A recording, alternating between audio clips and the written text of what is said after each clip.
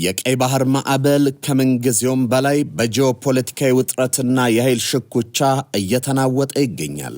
ኢትዮጵያ ለዘመናት የተነፈገችውን የባህር በርና የጂኦግራፊ እጣፈንቷን ለመቀልበስ ቁርጠኛ አቋሟን ይፋ ካደረገችበት ቅጽበት አንስቶ በቀጠናው የነበረው አንጻራዊ እርጋታ በስጋት ደመና ተውጧል። የውጭ ጉዳይ ሚኒስቴር ቃል አቀባይ አምባሳደር ነቢያት ጌታቸው እንደገለጹት ኢትዮጵያ የተፈጥሮና የታሪክ መብቷ የሆነውን የባህር በር ጥያቄ ወደ አደባባይ ካወጣች ማግስት ጀምሮ ካይሮ ይህንን ጂኦስትራቴጂ እርምጃ ለማክሸፍ ከበባ በሚመስልና ትንኮሳን ባዘለ መልኩ እየተንቀሳቀሰች ትገኛለች።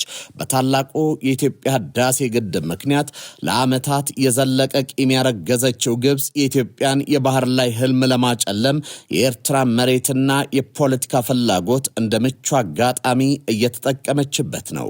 የሁለቱ ሀገራት የቅርብ ጊዜ የትብብር ስምምነት የቀይ ባህር ጉዳይ የሚመለከተው ጠረፍ ላላቸው ሀገራት ብቻ ነው የሚል መግለጫ በማውጣት ኢትዮጵያን የማግለል ስትራቴጂያቸውን አጠናክረዋልም። ከዚህ ባለፈ ግን ከዲፕሎማሲ ሽኩቻው ጀርባ ያለው እውነታ ግን እጅግ አሳሳቢና አደገኛ መልክ እየያዘ መጥቷል። የኤርትራ ጦር በግብጽ የሎጂስቲክና የስለላ የሞራል ድጋፍ ታጅቦ የኢትዮጵያን ዳር ድንበር ለመውጋትና ወደ ለየለት ጦርነት ለመግባት የሚያስችለውን ሰፊ ወታደራዊ ዝግጅት እያደረገ መሆኑ የውጥረቱን መጠን ከፍ አድርጎታል። የጦር መሳሪያ እንቅስቃሴና የኃይል ክምችቱ አስመራ የኢትዮጵያ የባህር በር ፍላጎት በጠመንጃ ፈሙዝ ለማምከን ያላት ዝግጁነት በግልጽ የሚያንጸባርቅም ሆኗል። ቃል አቀባይ አምባሳደር ነቢያት ይህንን የካይሮና የአስመራ የተቀነባበረ ሴራ ኢትዮጵያን ለማነቅ የሚደረግ እንቅስቃሴ ሲሉ ቢገልጹትም ድርጊቱ ለኢትዮጵያ አዲስ እንዳልሆነና አገሪቱ ከጀመረችው የባህር በር ፍላጎት አጀንዳዋ ቅንጣት ታክል ወደ ኋላ እንደማትል በአጽንኦት አስገንዝበዋል። ይህ እውነታ ኢትዮጵያ የጂኦፖለቲካ ጠፈንቷን በራሷ እጅ ለመጻፍ ያላትን የማይናወጽ ጽናትና ሉዓላዊ ጥቅሟን አሳልፋ ላለመስጠት ያላትን ጽኑ አቋም የሚያሳይ ነው። በሌላ በኩል ኢትዮጵያ በቀጠናዊ ጂኦፖለቲካ ላይ የተደቀነባትን ይህንን ብሔራዊ ፈተና እየተጋፈጠች ባለችበት በዚህ ወቅት በውጭ የሚኖሩ ዜጎቿን ደህንነት የማስጠበቅ ኃላፊነቷንም በንቃት እየተወጣች ትገኛለች። የውጭ ጉዳይ ምክትል ሚኒስትር አምባሳደር ብርሃኑ ጸጋዬ በደቡብ አፍሪካ የሚኖሩ ኢትዮጵያ ላይ እየደረሰ ያለውን ጥቃት አስመልክቶ በኢትዮጵያ የደቡብ አፍሪካ አምባሳደር ከሆኑት ነሴምባ ሎሲ ጋር ጥልቅና አጽንኦት የተሞላበት ውይይት ማካሄዳቸውም ተነግሯል። በውይይታቸውም በዜጎች ላይ የሚፈጸመው ጥቃት በአስቸኳይ ቆሞ ህጋዊ የደህንነት ከለላ እንዲሰጣቸው በጽኑ ጠይቀዋል። ይህ የኢትዮጵያ መንግስት በሁለንተናዊ መልኩ የኢትዮጵያን ጥቅም ለማስጠበቅ የሚሄድበት ርቀት የሚያሳይ ተብሏልም። የኢትዮጵያ መንግስት በድንበር የተጋረጠበትንና በውጭ ደግሞ በዜጎቹ ላይ የተደቀነውን አደጋ ለማምከን እየሄደበት ያለው ርቀት በብዙዎች ዘንድ ምስጋናን አስችሮታል። ሰላምታችን በያላችሁበት ይድረስ። ይህ መሃል ሚዲያ ነው። መሃል ሚዲያ የኤርትራ የግብጽ ጦር እያደረገ ያለውን እንቅስቃሴ በዛሬው ትንታኔያችን እየተመለከትን አብረናችሁን ቆያለን። አብራችሁን ቆዩ። ብዙዎች ወደውታል፣ ብዙዎች ይፈልጉታል፣ የብዙዎች የመጀመሪያ ምርጫ ሆኗል። የስኬታማ ሰዎች የዘመን ህይወትን ለሚሹና በልዩነት ለመኖር የሚፈልጉ ሰዎች የሚመርጡት ልዩ ስፍራ ነው። ታላቅ የህንጻ ጥበብ፣ ዘመን ተሻጋሪ ጥራት፣ በአይነቱ ልዩ የሆነ የኑሮ ዘይቤ፣ ብዙዎች ሲመኙት የነበረ ህይወት ከምኞት ባሻገር እውን ሆነ። በኢትዮጵያ ለመጀመሪያ ጊዜ ዓለም አቀፍ ስታንዳርድ ያለው ትክክለኛ ለክሽርስ ላይፍ ስታይል የሚያገኙበት ግዙፍ የመኖሪያ መንደር እዚሁ መዲናችን አዲስ አበባ ከወዳጅነት ፓርክ አጠገብ ከሼራተን ሆቴል ፊት ለፊት በአሚባራ ፕሮፐርቲስ የተገነባ ነው። ለሽያጭ አወጣናቸው ከባለ አንድ መኝታ እስከ ባለ 4 መኝታ እንደዚሁም ለክሽሪየስ ፔንት ሃውሶች ሲሆኑ በዓሉን በማስመልከት ለጥቂት ቀናት የሚቆይ ከ1 ሚሊዮን እስከ 7.4 ሚሊዮን ብር የሚደርስ ቅናሽ ማዘጋጀታችንን ስንገልጽ በደስታ ነው። ሳያመልጡ ፈጥነው ይመዝገቡ፣ ይጠቀሙበት፣ ይገባውታል። ለበለጠ መረጃ በ0922 82 3671 ደውሉ። አሚባራ ፕሮፐርቲስ። በቀይ ባህርና በአፍሪካ ቀንድ የጂኦፖለቲካ ቼስ ሰሌዳ ላይ ጊዜያዊ ጥምረቶች በጂኦግራፊያዊ ጣፈንታና በዘመናዊ ወታደራዊ አቅም ፊት ይፈተናሉ። የአፍሪካ ቀንድ የቀይ ባህር ጂኦፖለቲካው ውስብስብ በሆነ የጥቅም ትብብርና ፍጥጫ ታጅቦ አዲስ የኃይል ሚዛን ፍለጋ ላይ ይገኛል። የግብፅ፣ የኤርትራ፣ የህወሓትና በሱዳን የአብዱልፈታህ አልቡርሃን ጦር የፈጠሩት ወቅታዊ ትስስር ከመሬ መነጨ ሳይሆን ኢትዮጵያን በስልታዊ ከበባ ውስጥ ለማስገባት ያለመ ጊዜያዊ ስሌት ነው። ካይሮ የአባይን ውሃ የበላይነት ለማስጠበቅ ስትል በቀጠናው የውክልና ጦርነት ለማራመድ ስትሞክር፣ አስመራ ደግሞ በቀይ ባህር ላይ ያላትን የጂኦፖለቲካ ተጽዕኖ ሚዛን መዛባት በመስጋት የኢትዮጵያን አቅም የመገደብ ፍላጎት ታሳያለች። በሌላ በኩል በእርስ በርስ ጦርነት የተዳከመው የሱዳን ጦር የውጭ ድጋፍን ለማግኘት ሲል እንዲሁም ህወሓት የራሱን የፖለቲካ ትርፍና ወታደራዊ ህልውና ለማረጋገጥ የዚህ ትስስር አካል ሆኗል። ይሁንና ይህ ጥምረት እርስ በርሱ የሚጋጭ የጥቅም ስሌት ያለው በመሆኑ በቀላሉ ሊፈርስ የሚችል ደካማ ስብጥር ነው።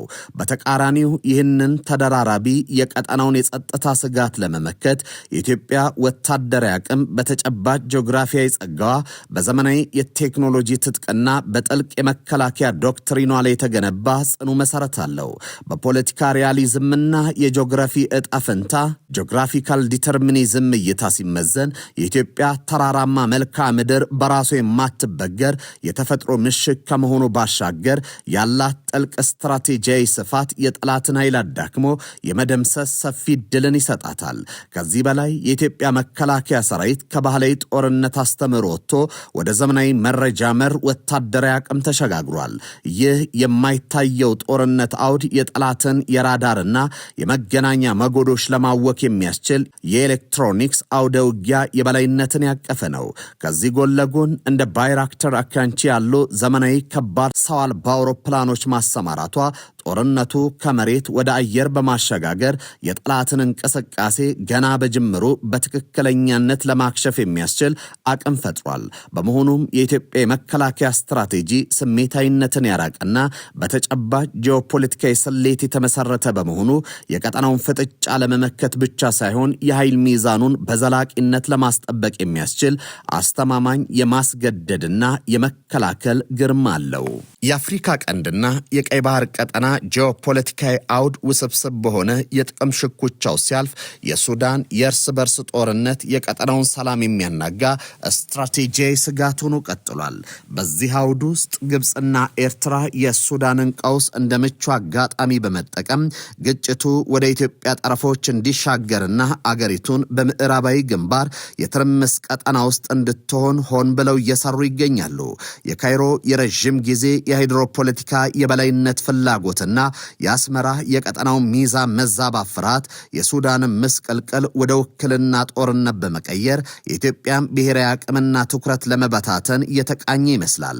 ይሁን እንጂ ይህንን የተቀነባበረ ትንኮሳና ስትራቴጂያዊ ከበባ ለማክሸፍ ኢትዮጵያ በተጨባጭ የጂኦፖለቲካ ሪያሊዝም ስሌት ላይ የተመሰረተ ጠንካራ የመከላከያ ግንብ ገንብታለች። የኢትዮጵያ ተፈጥሮ የጂኦግራፊ ዕጣ ፈንታ ያላትና ስትራቴጂክ ጥልቀት የውጭ ኃይሎች በቀላሉ ሊሰርጹበት የማይችል ጠንካራ ምሽግ ከመሆኑ ባሻገር አገሪቱ ከባህላዊ የጦርነት አስተምህሮ ወጥታ መረጃ መር ወደሆነ ዘመናዊ የወታደራዊ አቅም መሸጋገር ኃይል ሚዛኗን ሙሉ በሙሉ በእጁ አድርጓታል። በተለይም በምዕራቡ ድንበር በኩል የሚቃጣን የጠላት እንቅስቃሴ ከርቀት ለመቆጣጠር የኤሌክትሮኒክስ አውደ ውጊያ ቴክኖሎጂዎችን እንደ ካራሱካ 4 ያሉ የጠላት ኮሚኒኬሽንና ራዳርን የማሳወር እንዲሁም የመረጃ ለውጦችን የማወክ አቅሞችን በመጠቀም ይህንን የማይታይ ጦርነት በብቃት እየመራች ትገኛለች። ከዚህ ስትራቴጂያዊ ዝግጅት ጋር ተዳምሮ እንደ ባይራክተር አካንቺ ያሉ ረዥም ርቀት ተምዘግዛጊ ሰው አልባ አውሮፕላኖች በአየር ላይ ማሰማራቷ ከድንበር አቅጣጫ ሊሰነዘሩ የሚችሉ የማናቸውም የውክልና ትንኮሳዎችን ገና በጅምሩ ለማምከንና ፍጹም የአየር ላይ በላይነትን ለማረጋገጥ አስችሏታል። በመሆኑም በግብፅና በኤርትራ በኩል የሱዳንን ቀውስ ወደ ኢትዮጵያ ለማስገባት የሚደረገው ፖለቲካዊና ወታደራዊ ትንኮሳ ከኢትዮጵያ ዘመናዊ ወታደራዊ ዶክትሪን የቴክኖሎጂ ዝግጁነትና ጂኦግራፊያዊ ጸጋ ጋር ሲላተም ከንቱ ሆኖ ቀርቷል። የኢትዮጵያ አቋም ስሜታዊነትን ያራቀ የቀጠናውን የኃይል ሚዛን በንቃት የሚከታተልና ማናቸውንም የውጭ ትንኮሳ በማስገደድ ዲተረንስ መርህ ፍጹም መመከት መቻሉ በተጨባጭ የሚያሳይ የፖለቲካ ሕያው ማሳያ ሆኗል።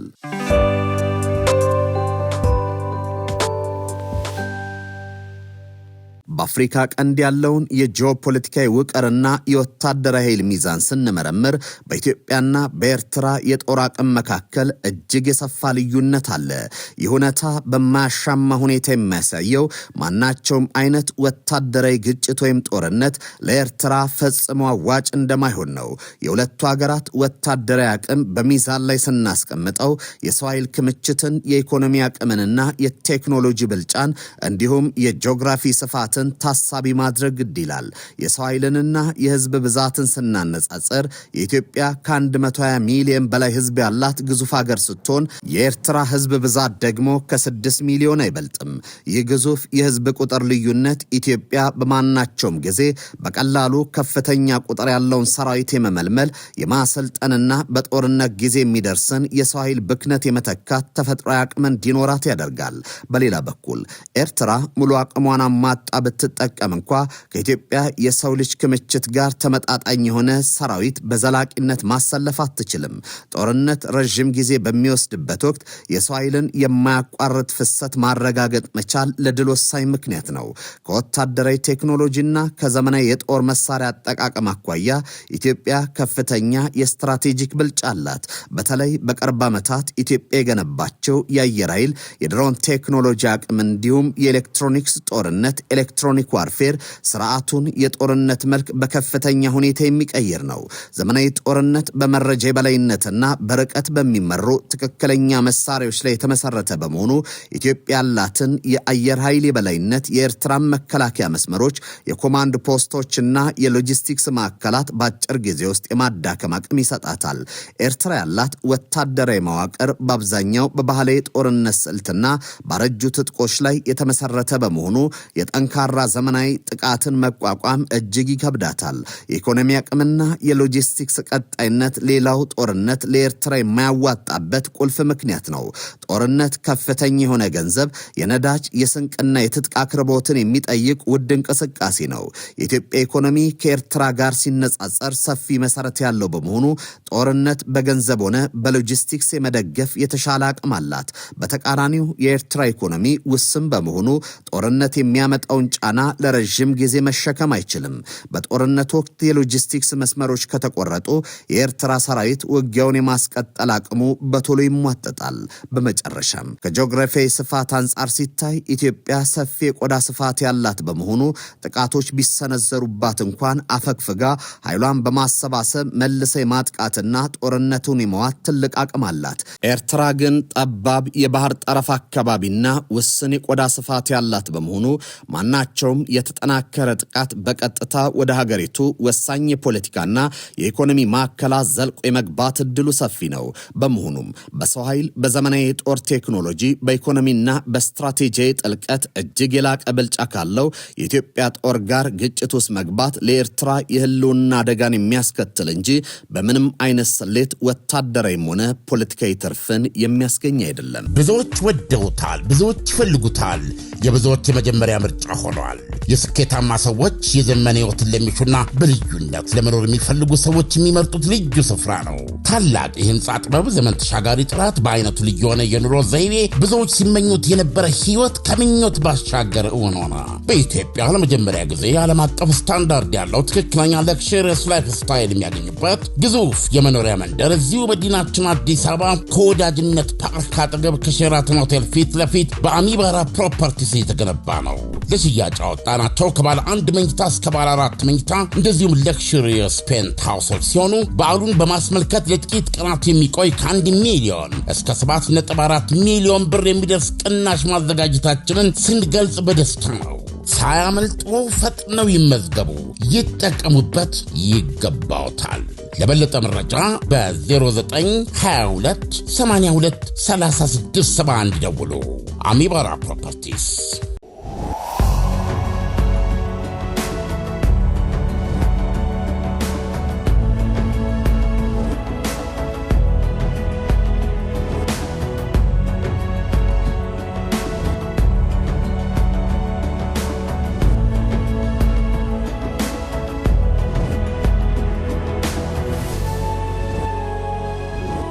ሚሊዮን% እርግጠኛ ነኝ ኢትዮጵያ ተዘግታ አትኖርም። ማንም ፈለገም አልፈለገም።